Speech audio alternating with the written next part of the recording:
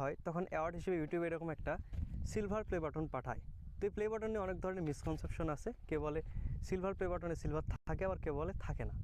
তো অলরেডি আমাদের হাতে চলে এসেছে সিলভার প্লে বাটন। তো আজকে আমরা এটাই টেস্ট করে দেখবো যে সিলভার প্লে বাটনে সিলভার থাকে কি না, সেই সাথে প্লে বাটনের ভিতরে কী কী থাকে। চলুন টেস্ট করে দেখি। তো ইউটিউব থেকে প্লে বাটনগুলো এরকম একটা ব্ল্যাক বক্সে আসে।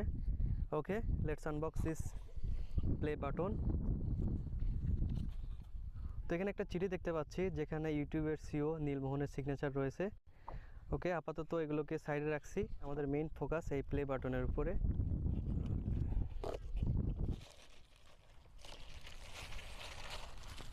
ওয়াও, কত সুন্দর দেখতে দেখুন।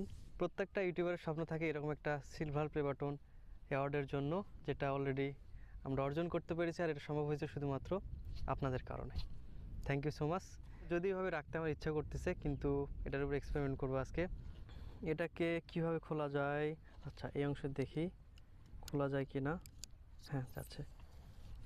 খুব সম্ভবত আঠা দিয়ে এই অংশগুলো আটকানো আছে।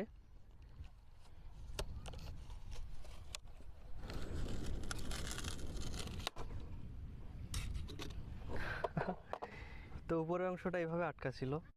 তো এটাকে পুরোপুরি খুলতে হলে এখানে স্ক্রু দিয়ে আটকানো আছে, যেগুলোকে আমাদের খুলতে হবে। এই তো স্ক্রু। তো দেখুন এই প্লে বাটন কতগুলো স্ক্রু দিয়ে আটকানো ছিল, প্রায় 26টা স্ক্রু দিয়ে আটকানো ছিল এই প্লে বাটনটি। ওকে, এবার এটাকে খুলি, দেখি এটার ভিতরে কি আছে। এখানে স্ক্রু। ও, এই কারণে এটা এত ওয়েট লাগে। এখানে একটা খুব সম্ভবত স্টিলের এটা, আর এগুলো সব প্লাস্টিকের ফ্রেম। তো চকচক করা অংশটা এটা, এই অংশটাকে এবার খুলে নেই।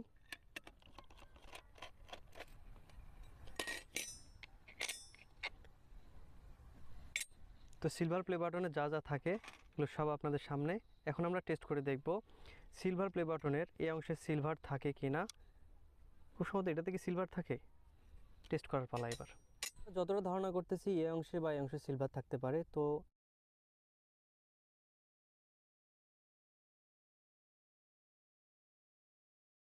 এই দুটো অংশের মধ্যে সিলভার আছে কি না এটা টেস্ট করার জন্য আমরা এখানে নাইট্রিক অ্যাসিড ব্যবহার করতেছি।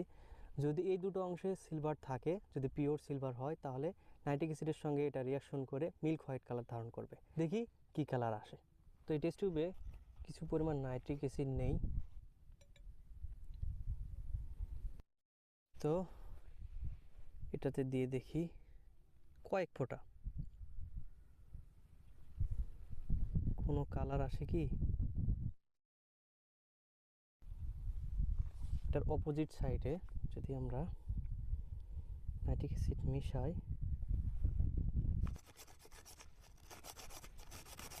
এবার এটাতে নাইট্রিক অ্যাসিড দিয়ে দেখি।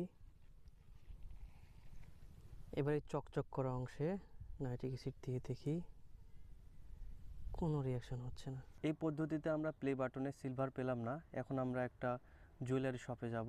তো তাদের কাছে এক ধরনের বিশেষ পাথর আছে, এই পাথরের যদি পিওর সিলভার ঘষতে থাকি তাহলে সেটা হোয়াইট কালার ধারণ করবে। কিন্তু আমরা যেগুলোকে সিলভার মনে করে ঘষতেছিলাম এগুলো ধূসর কালার ধারণ করতেছিল। সো এই বিষয়ের উপর ভিত্তি করে আমরা বলতে পারি এগুলো পিওর সিলভার না। তো সবশেষে আমরা এগুলো স্পেকট্রোমিটার বা বর্ণালী মাপক যন্ত্রে টেস্ট করে দেখব। তো আয়নার মতো যে অংশটা চকচক করতেছিল এটাতে সিলভারের পিওরিটি মাত্র 0.17%, যেখানে আয়রন আছে 84.31%, নিকেল 14.66%। সো এই অংশে সিলভার নেই বললেই চলে।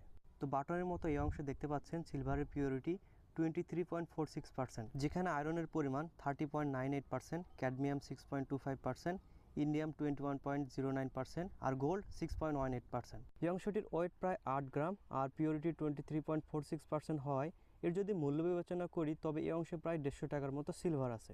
তো আশা করি আপনাদের ভিডিওটি ভালো লেগেছে। ভিডিওটি এ পর্যন্তই, ভালো থাকবেন, আল্লাহ হাফেজ।